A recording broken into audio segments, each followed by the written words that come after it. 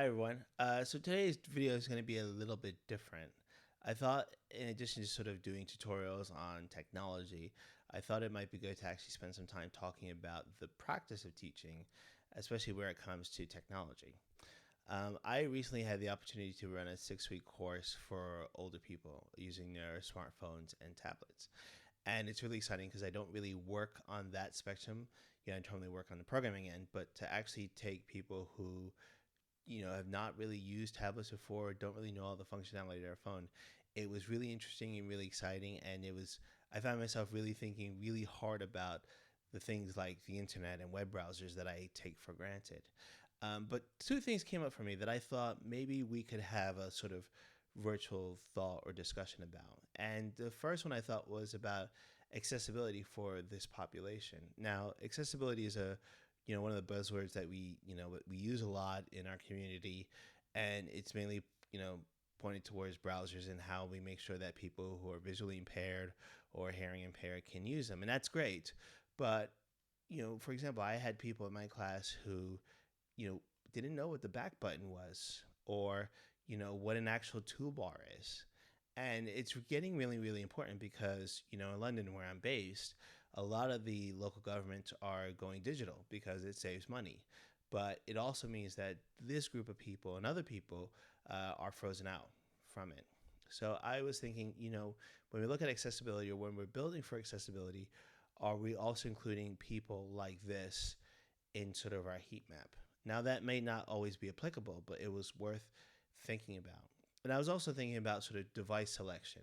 Um, for a lot of people, it's not just, how do I use this new technology, but if their, hearing is impaired, or they've had a stroke or some other, condition that makes it really hard to hold a tablet.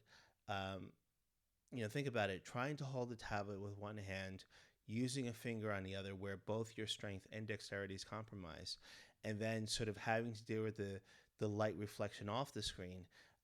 It can be really, really frustrating and off-putting. And I think while these devices like smartphones and tablets are helpful to us that know it, for people like this, I'm starting to think that maybe there are other things that we need to do and we need to think about, especially when things where weight is concerned.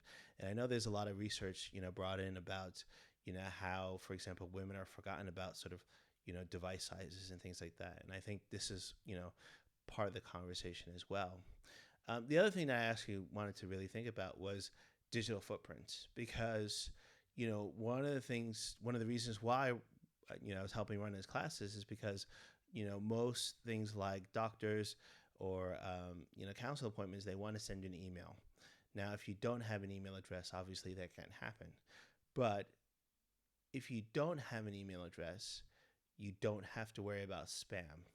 You don't have to worry about privacy issues. You don't have to worry about being tracked on the web. So and especially if you're looking at people for whom, trying to memorize a password can be challenging. How do you then tell them, well, you need to make a unique password. You need to make a really long password. You need to make sure you change your password regularly, and also don't trust anything that may look official, because it may not be official. And on one hand, it would be nice to think that if you've gotten to a certain age without an email address, maybe you don't need one. But on the flip side, it does sort of freeze out people from other services. So I'm kind of thinking, where do we fall in that? How do we help? How do we support them? And is there a way we can support them?